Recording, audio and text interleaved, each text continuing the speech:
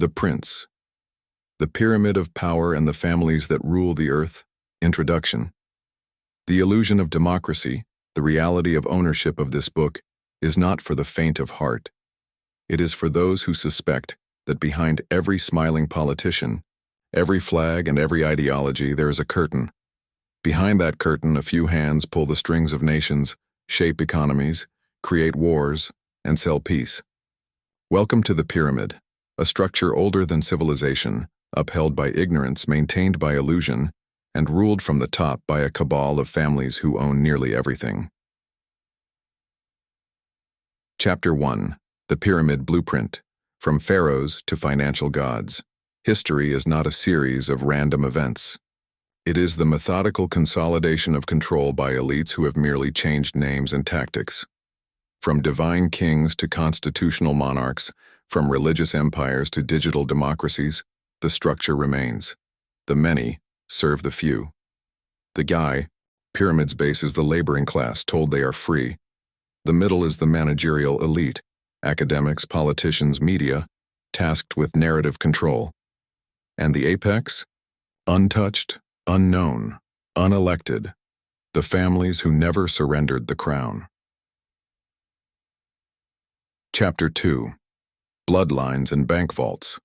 The families that never left the throne.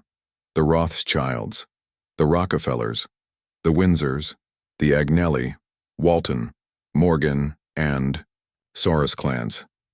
Their wealth is not in billions but in control.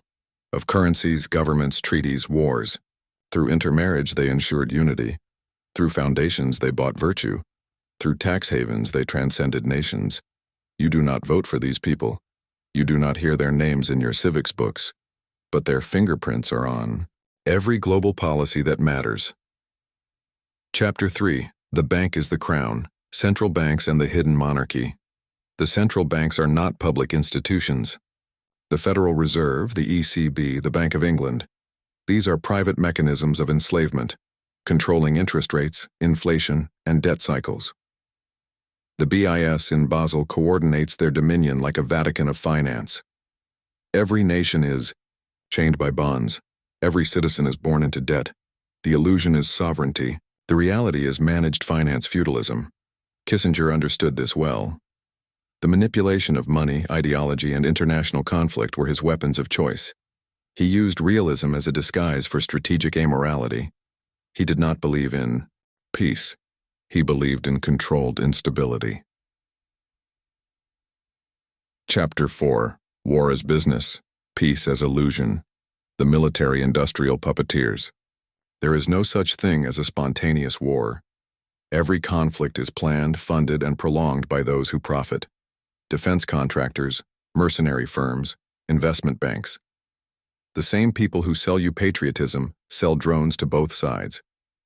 The revolving door between Lockheed Martin and Washington is not corruption, it is the system. Chapter 5. The Vatican, the Synagogue, and the Temple. Religion as the oldest control system.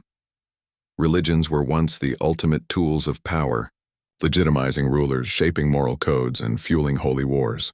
Today they serve as cultural conditioning, fueling sectarianism while elites move past borders.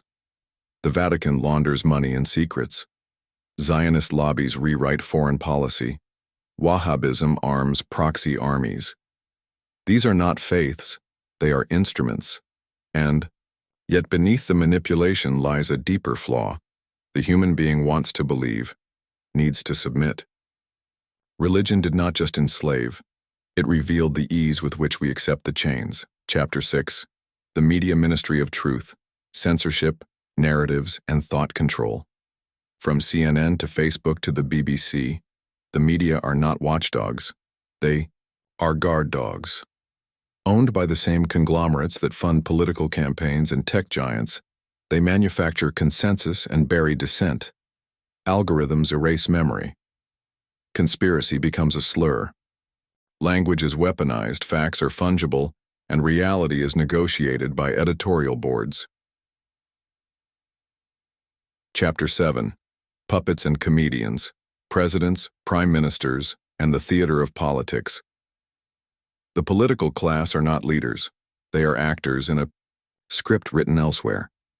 Biden, Macron, Zelensky, Starmer, they are products of image campaigns, lobby funding, and scandal management. The deeper state selects them before the ballot does. The prince today is not elected. He is cast. Chapter 8. Digital Chains and Surveillance. The Technocratic Future of Control. CBDCs, social credit, biometric surveillance. These are not tools of convenience, but of confinement. The new prison is digital. Klaus Schwab's vision is not utopian, but algorithmic tyranny. Your thoughts, purchases, and associations are already tracked. Soon your freedom will depend on obedience to the system. Chapter 9. The Rebellion Model. How to read the pyramid without being crushed by it. From Spartacus to Julian Assange, history honors those who rebel, but forgets the cost. Today, rebellion must be strategic. Translation of truths, satire of power, encrypted communication, and decentralized alliances are tools of survival. Do not expect mass awakening. Expect intelligent dissidence. Chapter 10. The Heretic Within the System. Yanis Varoufakis and Ndi. The Dangerous Art of Speaking the Truth. Varoufakis is a rare phenomenon, a man who stepped inside the pyramid, saw its machinery, and dared to leave with blueprints. He was not defeated by incompetence, but by design. The EU is not a democracy. It is a cartel. His call for transparency was treated as heresy. That alone reveals the truth. Conclusion. The New Prince. A call for sovereignty in a world of illusions. This book is not meant to depress you. It is meant to awaken you. To be a new prince is to see the structure without becoming it. To outthink the elite without imitating their evil. The pyramid can be studied, mapped, even mocked, but never worshipped. The only sovereignty left is the one you reclaim within. Epilogue. The curse is in the code. The problem is not only above us, it is within us. As long as human DNA carries the seeds of greed, fear, submission, and violence, no system will save us. The pyramid will return. The tyrant will resurrect. The crowd will cheer for its own enslavement. If there is a God, this creation has failed. Empires rise and fall. Civilizations bloom and burn. Species vanish. The fossils beneath our feet are warnings we never heed. Maybe the greatest lie was that humanity was ever chosen. Maybe the only redemption left is the courage to see the truth and to reject it. To be the new prince is not to rule better, but to refuse to rule at all. Afterword. From the eye of the observer, I do not write this as a pessimist or an optimist. I write as a realist, one who sees from above, as if from another galaxy, watching a species imprisoned in its own code. Perhaps I come from the past, or the future. Perhaps time is the illusion we built to make sense of our limits. We call ourselves intelligent, yet we destroy. We speak of hope, but hope is another human mirage, a 3D construct projected by a faulty organism trying to cope with decay. This planet is a school where no one learns. We play Russian roulette with existence while pretending it's a game of strategy. Even those at the top, the puppet masters, suffer from the same defect. The DNA is corrupted all the way up. We are not fallen angels. We are flawed algorithms. So I ask, is there hope? No. Not until we rebuild the code. But, is there clarity? Yes, that's what this book offers.